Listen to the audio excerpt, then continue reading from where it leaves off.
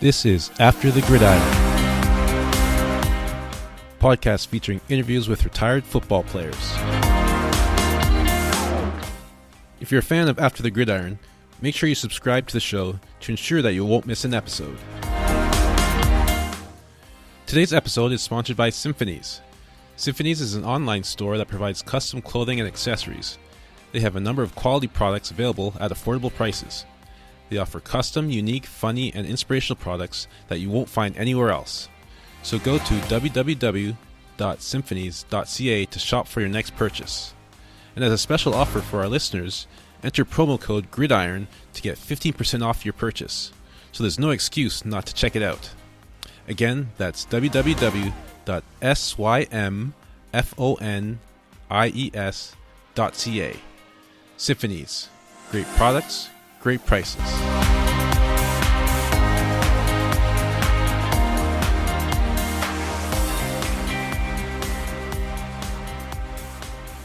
Hello everyone, and welcome to another episode of After the Gridiron. I'm your host, Lyle Green, and today we have as our guest Hannibal Navies. So Hannibal played 9 years in the NFL.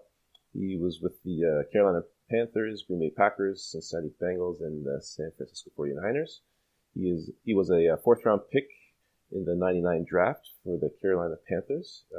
He went to University of Colorado, where he had a great career there. He was an All-Big 12 selection while he was there. And now after football, he is part of the Trust, which is, and his title is Director of Engagement and Outreach, so helping former players in their lives after football. So doing a great job with that. And he also has the Hannibal Navies Foundation, where he does a lot of work in California, in his home area of California. And he also has a 360 Football Academy, so he's doing a lot of things with football and giving back to the game that's been so good to him. So Hannibal, thanks for coming on and welcome to the show. Thanks for having me. Yeah, appreciate it. Appreciate your time. So I usually start off by asking my guests to say something about themselves that most people wouldn't know. So what would that be for you? What's something that most people don't know about you? Most people don't know that I am a yogi. I guess I would say that. I'm recently a yogi now. So I got a lot of people don't know that. For about 2-3 years now, I'm into yoga, and that's kind of my sole workout. So that's kind of what I do. So a lot of people are surprised to know that I do yoga on a daily basis. So I guess that would be one of the things I would mention to say that people don't know. Okay, cool. So you're building up your flexibility and flexibility, strength. It's just good. It's good for my body after football, man. It just it heals me. It makes me feel a lot better. It's just one of the workouts that I've adopted since being a former player that I really think has just helped rejuvenate my body after the injuries of football. Yeah, nice. And how are you holding up? How's the body feel after? I mean, football is football, man. Playing 9 years in the NFL, you're going to have ailments. It's just how you deal with them and how you stay ahead of it. Yeah. Post career is really the key. So I try to manage as much as I can, but yeah, your body definitely feels it. Oh yeah, definitely. Yeah. All right, so let's go back to the beginning and how you started. What did you get started in football? So I didn't play football until my ninth grade year. So my freshman year in high school was the first year that I ever played any sport, but it was football. Oh, really? It was my choice. Yeah. So I've always loved the sport of football. Grew up in the Bay Area, like we talked about. Grew up a Niner fan, and always just, I was always a schoolyard legend, but I never played on a team. But when I got to high school, some of my best friends asked me to play football, and then the rest was history. Oh yeah. Okay, cool. And why didn't you play sports up to then? You just didn't have any interest, or just no opportunities? What was the reason? You know what? My dad never really wanted me to play football. We both loved it, but he always talked about the injuries and never wanted me to get hurt. Yeah. Other than that, it's just, I think it was probably a different time. And, I don't know, maybe the opportunities weren't as vast as they are now. But, once you got to and I lived in Oakland, went to school in Berkeley, California. So there was this travel and distance and different things. But once it was part of, the school system and being able to go to school and then be a part of, I go every day to school and playing high school sports was really made it really easy for me to do, which is why I'm a proponent of sports in school, man, because that's really what took me on my path. Yeah, playing sports is definitely a great thing, especially for kids and an outlet for them and an opportunity to grow as a person and to Absolutely. Yeah, use their athletic abilities and skills. So yeah, having that outlet is great to have. Absolutely. Yeah, Okay, it definitely is. I mean, go ahead. Sorry. No, go ahead. I said, yeah, it definitely is. I mean, and one of my things is why I do what I do with the student athletes that I work with is it's important because, especially where I'm from, they're starting to take sports out of school and they're starting to make it where, oh, really? Yeah. So it's one of the things I hate to see it happen because I know there's a lot of development and I know the attributes that comes from playing team sports, especially in high school at that age, and what it can do and how it can transform you. So, there's always, like I said, I'm a proponent of, especially in public schools, is trying to get more sports in schools for these kids. Yeah, definitely. It's sad that they're taking it out of school. Is it because is it funding? Is that the reason they're reducing funding? Yeah, mostly funding. Yeah, funding and resources, and some schools are taking PE out. I mean, it's just it depends on obviously. Yeah. It's I don't think everybody understands the power of sports or the power that sports can bring to especially kids at that age. But man, that's important. That's important. I wouldn't be here today if I didn't have the opportunity in high school. Yeah, it's sad that they're doing that. But hopefully, what you're doing in programs and raising awareness can help keep it in schools and keep kids being able to do that and to have that option. Absolutely. All right, so let's talk about your selection of Colorado. It obviously had a great career in high school, and I'm sure you're recruited by a few schools. So can you talk about your end of your high school career and your process of selecting Colorado as your school to go to? Yeah, so I like I said, I jumped in ninth grade year, didn't really know what to expect. But as the process, I just knew I loved football. But I had to turn out to be pretty good, man. And I got my first letter from a college my freshman year in high school from BYU. Oh, wow. And then from that point, they just started flooding in. But being on the West Coast at the time, I went to school at Berkeley High, so Cal Berkeley was right up the street.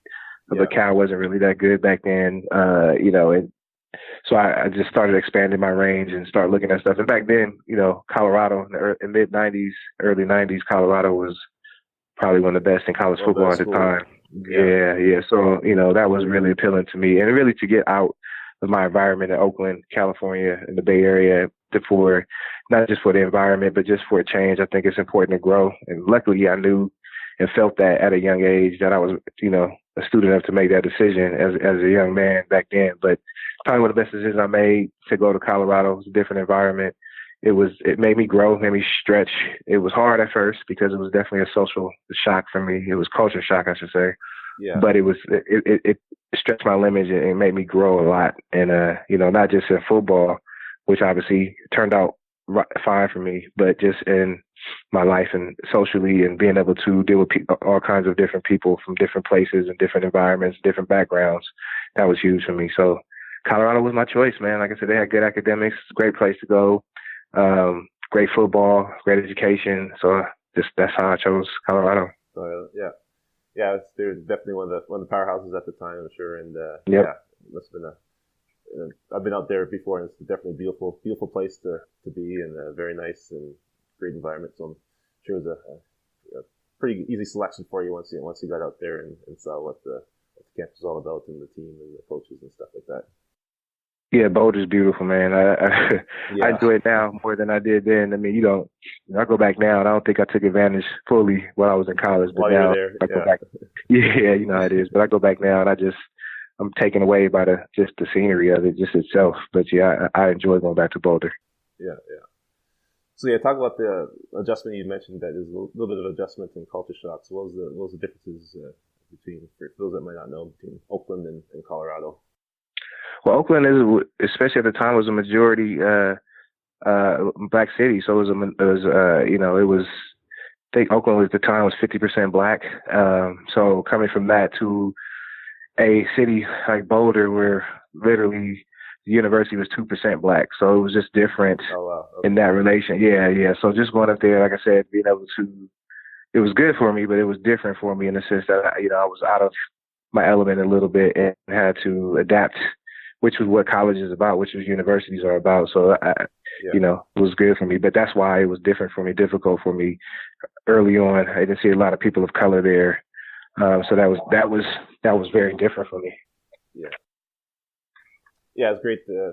Like you said, university is definitely great for just not only learning academics and all that, but yeah, the different aspects of society and different cultures and being exposed to different things. So yeah, that must have been a great opportunity for you to be exposed to different cultures and to see things outside of the Oakland area and to see kind of what the world is about. Yeah, absolutely. And it wasn't. It was like I said, one of the best decisions I ever made, and not just because of color, but even people of color that were there.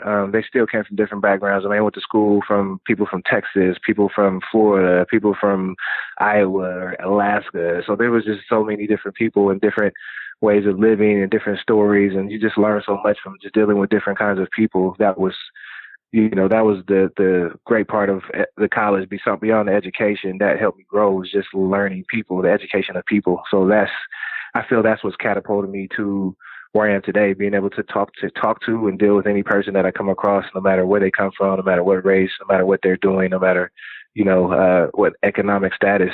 I'm able to relate because I've been in that environment where I've been able to deal with everybody. Yeah, that's great. All right, so let's talk about making it to the NFL. You had a great career there at Colorado. You're all Big 12 selection as a linebacker there, and obviously got some interest from NFL teams, and you're picked in the 4th round in the 99 draft. So can you talk about how the draft experience went for you? Were you expecting to go higher, or were you surprised at your 4th round, or what was your Yeah, I was surprised I was 4th round. I was surprised. Yeah. I was definitely supposed to go higher. It was a bittersweet draft process. I was very highly touted out of college and played in the Senior Bowl, invited to combine, did all those things. I just, once I had a great Senior Bowl, once that was over, was training for the combine, I pulled my hamstring. So that hamstring hindered me throughout my whole training for the NFL. So I couldn't run my 40. I couldn't do my workouts. There's a lot of things I couldn't do. So that hamstring kept me from, getting the exposure I needed during that process. So I was supposed to go latest at 2nd round. It's probably the latest, and I fell to 4. So that was bittersweet. But, it's not, you didn't know at the time, but it's not where you come in, but it's how you sustain yourself once you're there. So it turned out right, but it was definitely a bittersweet process. Just especially I was bitter age of I probably just turned 21. Yeah. So it was bittersweet, but it was like I said, another challenge and hurdle in my life that I was able to overcome and just learn from. Yeah. So talk about your mentality. After getting selected, obviously you're a little disappointed that you dropped in the 4th round. So I'm guessing that kind of motivated you in training camp and throughout your career. So talk about your mentality and maintaining your career. Yeah, it was. I'm always going to be competitive. I wouldn't say that me going 4th round made me compete harder. I'm just always going to compete. I think going in the 4th round, actually once you get drafted, all that goes out the window. You're just happy. You're glad to be that you're in the NFL. It's a dream of everybody that plays the sport to get to the NFL. So once I got there, that kind of went out the door.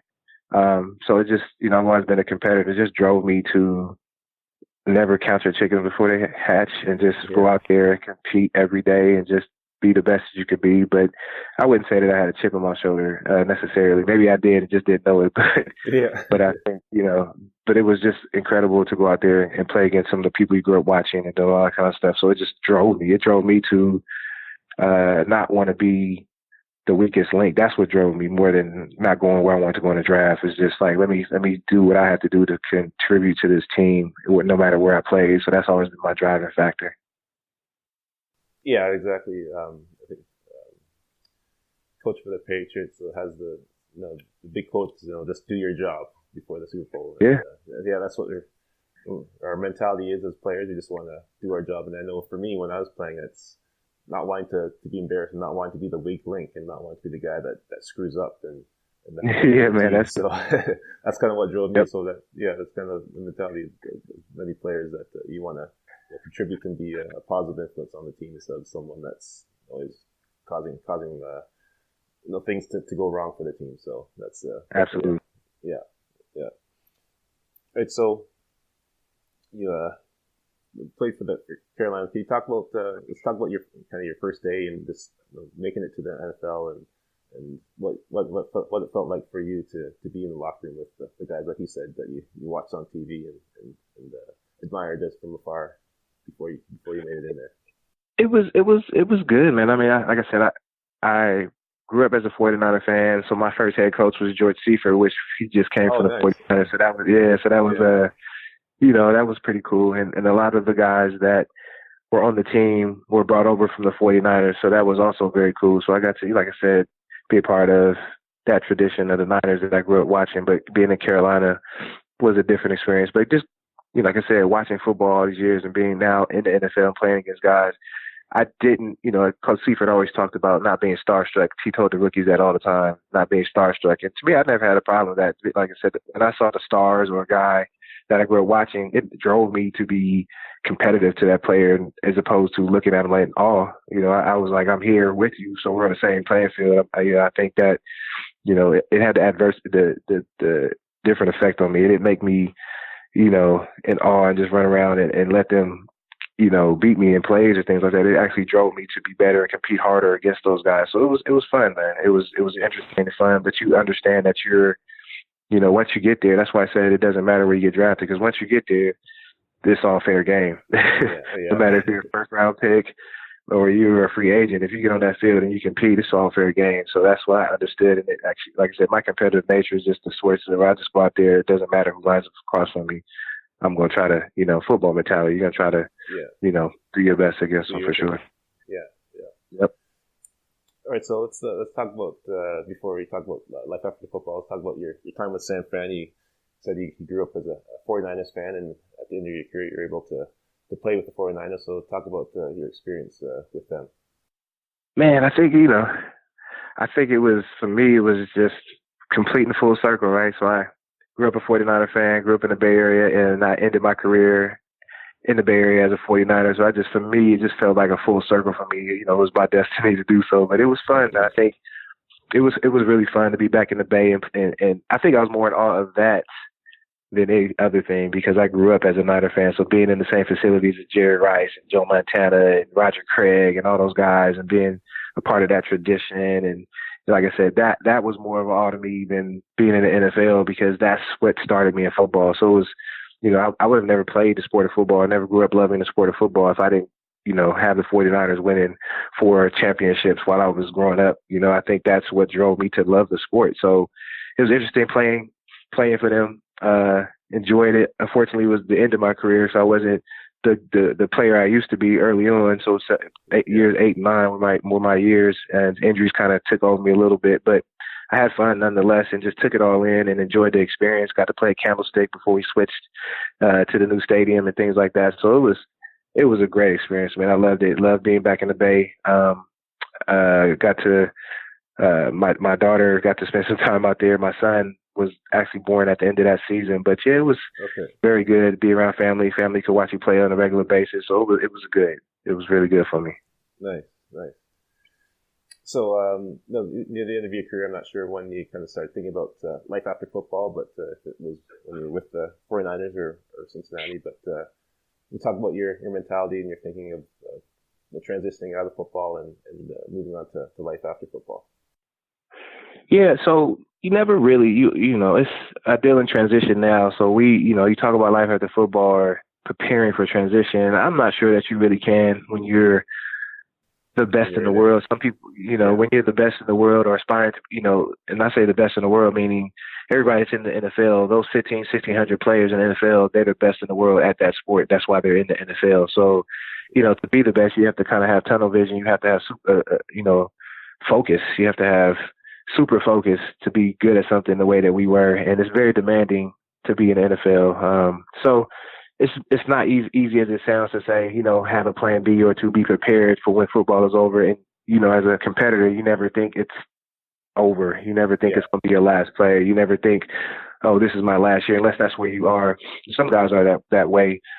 So it was, for me, I never considered myself only a football player. So that was something that helped me out because I never identified as a football player. You can't help identifying some piece of you with the NFL, being an NFL player, because it's naturally what you do on a day-to-day basis. But I did, I did my part for myself to try to make sure that I not only consider myself a football player, but a well-rounded young man or man at the time. Yeah, a well-rounded person. So I try to focus on things to develop myself, especially towards the end of my career. Try to develop myself. I, went to business schools, the NFL offered at Harvard and Wharton and different things, and started to try to open up my scope of what it looks like after football. Like I said, that's when I got into my foundation work. That's when I started doing some more business things.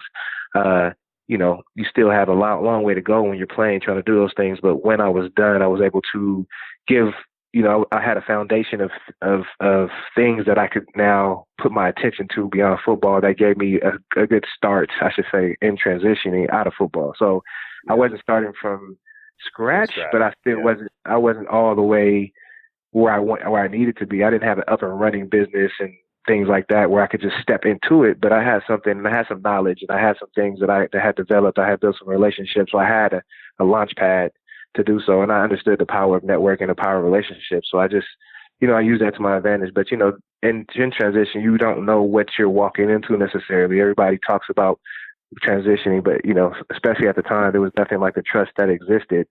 So it's just kind of had to figure those things out on your own. What does that look like? What resources are available for me?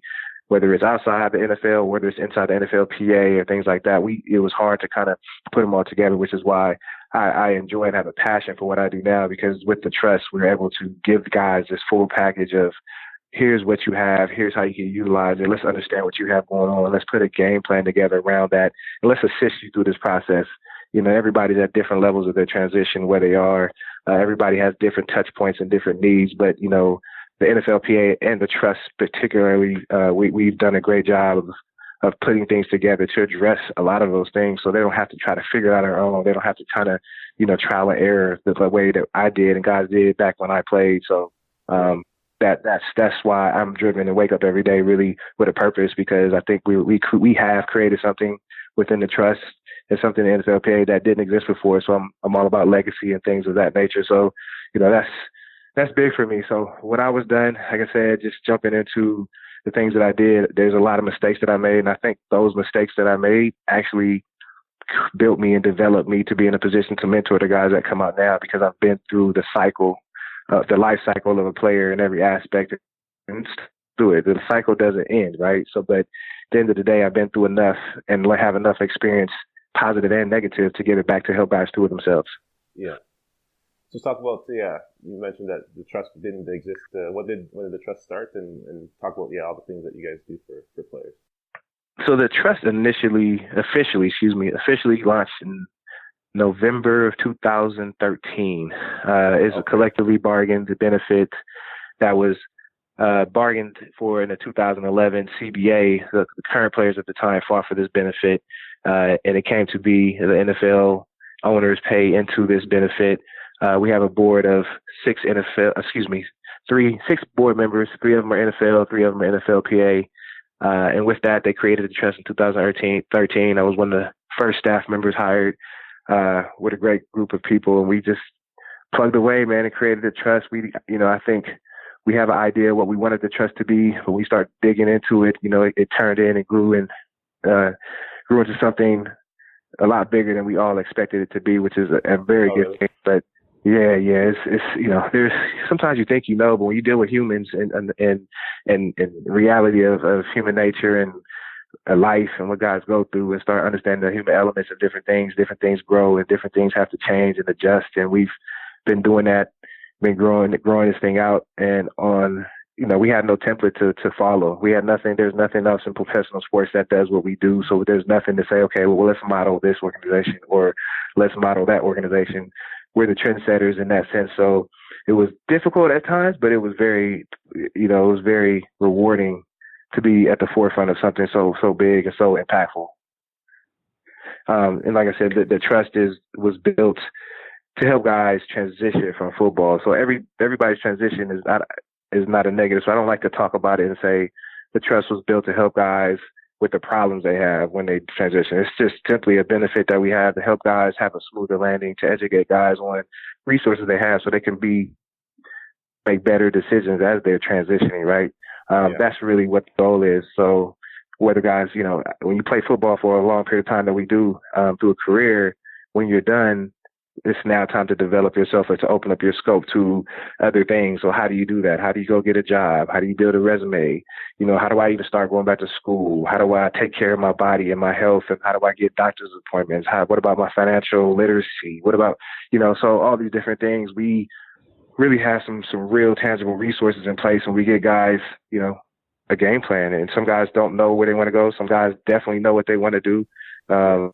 We help them entrepreneurship wise, all these different things. We have resources in place to help guys do this. I mean, I don't know the exact number offhand, but we've given over almost $20 million away in scholarship money for guys to go back to school. So guys are getting their master's degrees and undergraduates and PhDs, and we got guys going to law school and certifications and licenses. So we're doing a lot of those stuff. We're getting guys, placed in jobs and getting guys coaching jobs and just getting guys prepared for job interviews and, whatever it may be, helping guys with their health needs and getting guys brain and body evaluations and helping guys understanding their baseline of health now that they're done with football and how they can move forward, and helping older guys who played in the game understand their health and helping them get healthy. And I think that's a big thing as well is physical health, mental, physical, all that kind of stuff is very important. So we have resources in all those aspects. So that's what we do at Trust.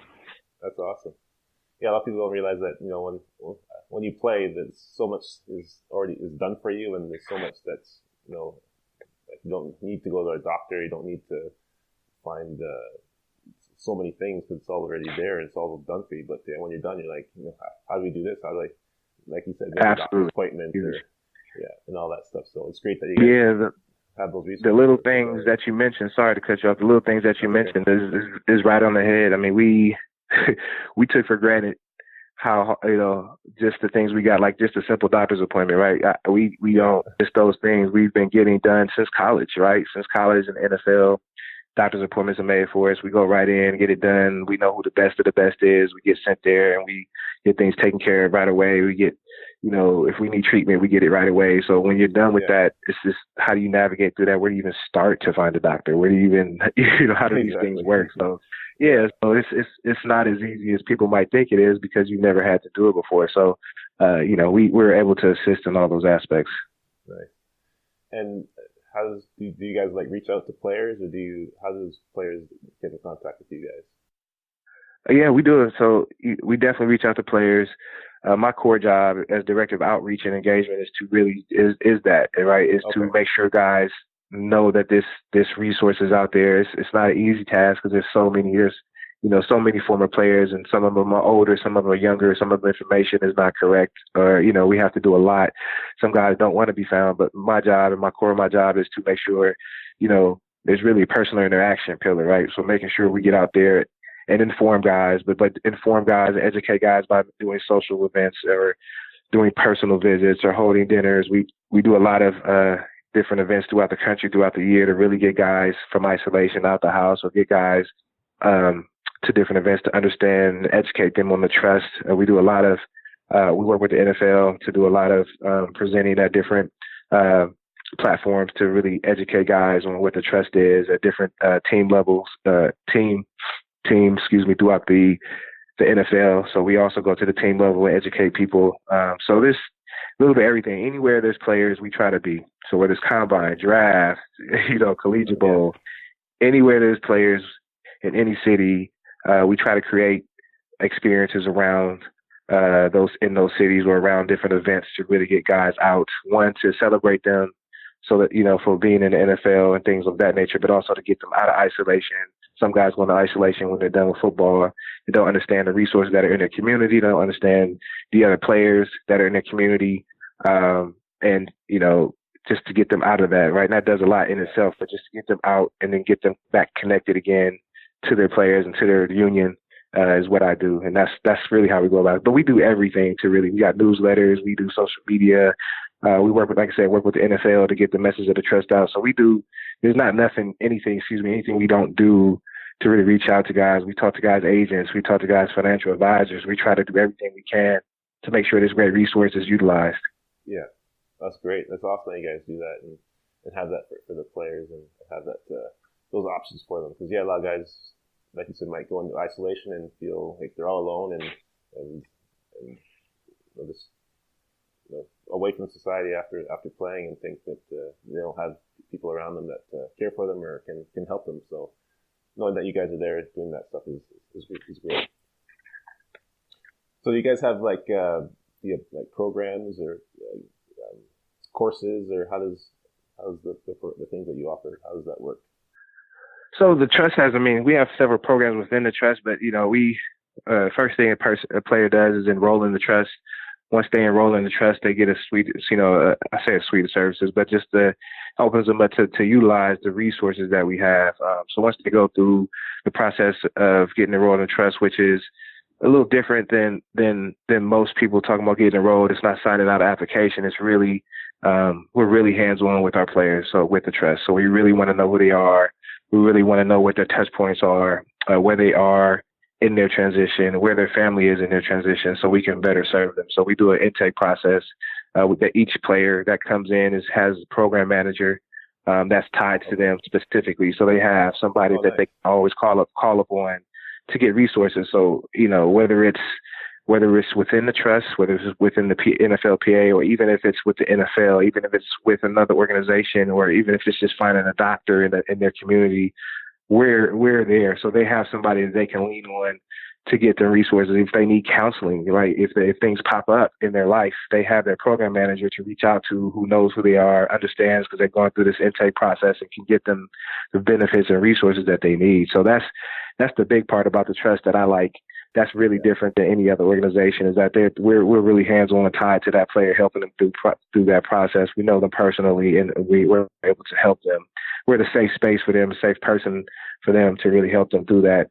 We work hand in hand with our partners, whether it's medical, whether it's the scholarship people. So we are really clued into that player through our program manager. So that's a big thing.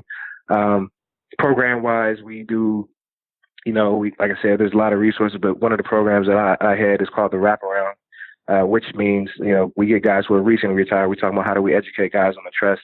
Once a guy is officially retired or decides to not play anymore, we fly them up to DC and get them in the building, in the NFLPA building, which I would say 98% of the guys have never been to the headquarters of their union. Get them here. Get them here. Get them in the building, and just really call the wrap around the resources around them. So get them in here, really sit them down, take the time to understand their benefits, wrap these resources around them. They meet with their program manager in person. Yeah. They meet with different departments in person. We're able to fly their wives up as well. So it's just time to slow down right now that football's over, and understand, ask the right questions, take it and slow it down, and just make sure they understand the whole gamut of everything they have now that they're done and that they're retired. And we feel it's important with the wraparound to get these guys as resources when they retire sooner than later, because you don't want to wait 5 years and then start trying to get guys resources when we could have helped them early on to help them make better decisions as they just retire. So that's why the wraparound is very important to put in place. And that's one of them. We also run a program called the Breakfast Club. And the Breakfast Club falls under our health and wellness pillar. And that's really, we talked about the health part in the locker room type feel, right? So we created, with our partnership with the YMCA and our partnership with Exos, which is one of the biggest sports performance companies in the country. Yeah. We partner with them, and all of our players get free YMCA membership. So through our partnership with the Y and Exos, we set up the Breakfast Club in different cities throughout the country. So we did 12 this year. We do them all over the country. So what we do is we set up shop where Exos goes to a city, sets up shop in a YMCA for 6 weeks. So we put them through a 6-week program where guys can come out in the morning. We have 2 different groups, and they work out together. So guys come in, they get therapy, physical therapy. We have a trainer there trains them together. They get breakfast, they get nutrition classes. I mean, the whole gamut for 6 weeks. So we create that locker room feel like we talked about before, that, that isolation, that personal interaction with each other. They're getting healthy. Guys are losing weight. Guys are working on their body with the physical therapy. Guys are learning how to eat better and live better. So it's a great thing. So we've taken this and we've grown this program out. Like I said, we did it in 12 cities this year. We're looking to expand that next year. Like I said, we do these in several different cities throughout the country. So that's another program we do. So there's just several programs we do. We're actually going to Atlanta this year to do a career fest. We're working with several different companies throughout the country to get guys there, understanding how to get a job, and not only that, get guys interviews and with these companies and things like that. So we're doing everything, and there's just I'll talk all day about different resources and programs, but those are some of the ones that come to mind to really, tangible things. I'm all about real tangible things, not just a motivational speech, but really giving guys something tangible they can hold on to and move forward, help them, because we're not just helping the player. We're helping the family, right? We're helping their children, their wives, and the people that are surrounding that player. When we get that player better, we're getting the family better. So that's huge for us. Yeah, they're making a huge impact. And like you said, not just on the player, but their family and all their friends and the people around them. That when they're better, that everyone around them is better and improves as well. So that's awesome that you guys have all those resources and have all those programs available for players. Sure, absolutely. Okay, and we also have a free agent program I meant to mention.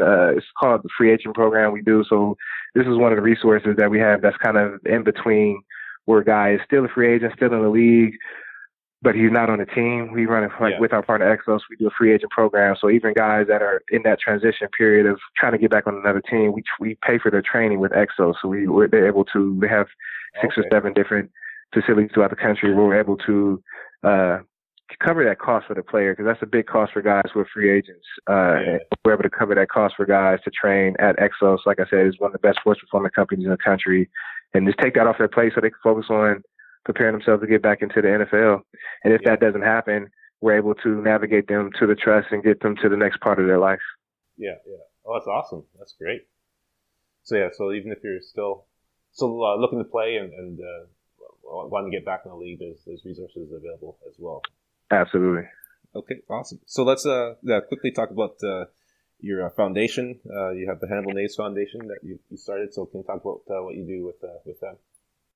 Yeah, I'm big in it's my nonprofit arm of what I do with my company 360, but it's really put in place to help young aspiring student athletes and using the power of sport to let them understand all the different tools to really help them, be successful in life. So I don't, there's a dream of playing in the NFL, but I really focus on helping them get to that dream, but not just focusing on the dream itself in the NFL, but helping them develop themselves to be successful when these opportunities arise, to be better people, because we all know the statistics about making it to the NFL, right? So I just try to educate young men and young women about the process. So we deal in financial literacy, we deal with SAT prep, we deal in NCAA compliance, we deal in, a lot of different just topics. We deal with mental health, we deal with, overcoming adversity. I bring in a lot of NFL guys and a lot of NFL subject matter experts. Just educate these kids on the process, educate them on same thing I do with the guys that come in after football, just any experiences we can give these young people pay back. They can move forward and navigate through these things. So it's something I've been doing since 2003, my foundation, and I've grown it in my business. Is just really 360 Football Academy and the Navies Foundation is really about making the athlete complete and not just focusing on the football part, but really focusing on all the other things that make a player successful, but make you successful in life. So that's my goal, is really to throw those attributes at them and just teach these guys this information. And we do it through a year-round curriculum as well. So we've had guys leave the academy. We do, online SAT stuff. We do online financial literacy. We do, the health stuff, and we try to do as much mentoring throughout the year.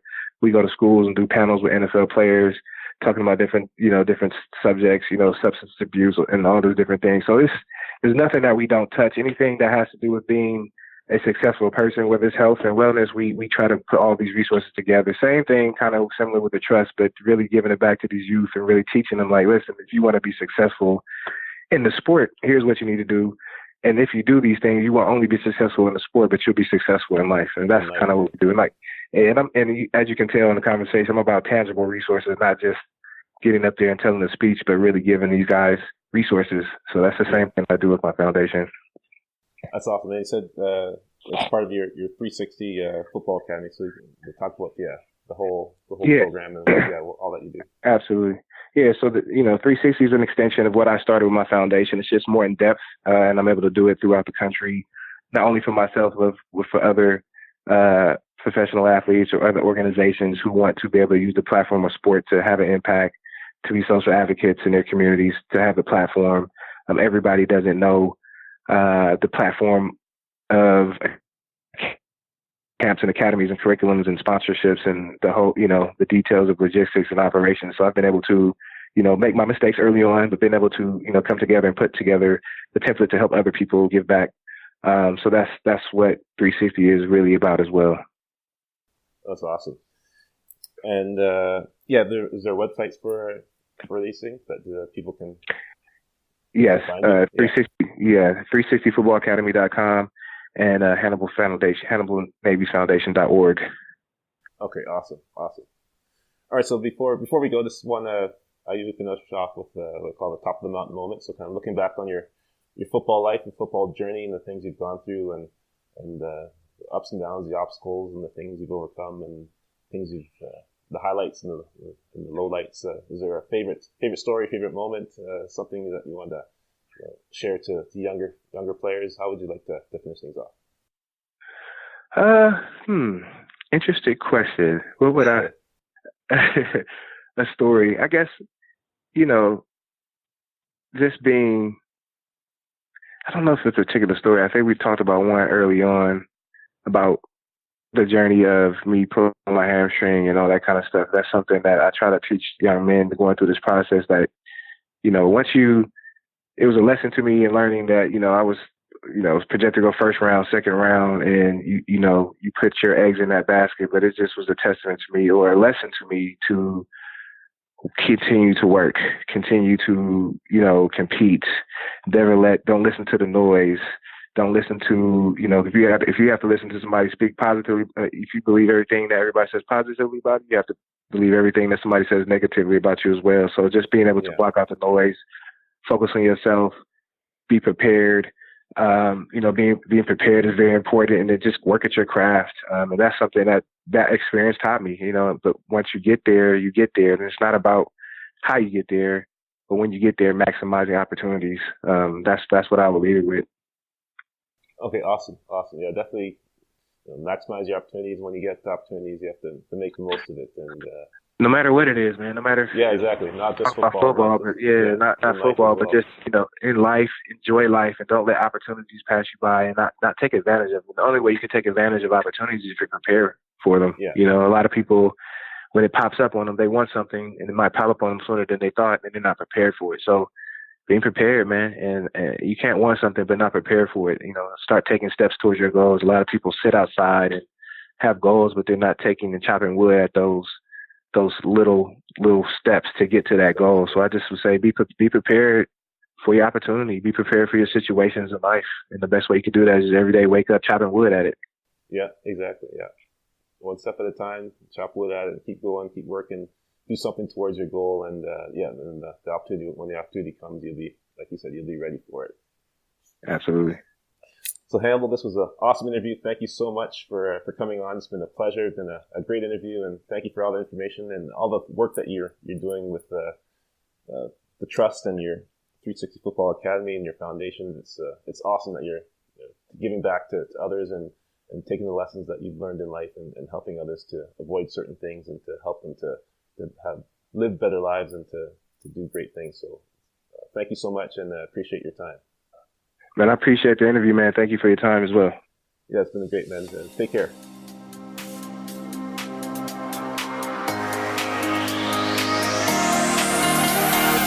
Thank you for listening to After the Gridiron. If you're a fan of the show, please make sure you subscribe to the show and also leave a rating and review. By doing that, you also help to spread the word about the podcasts and assist others in finding the show so more people can enjoy this great content. You can also follow us on Facebook, Instagram, and Twitter, with the links to those being found on the website.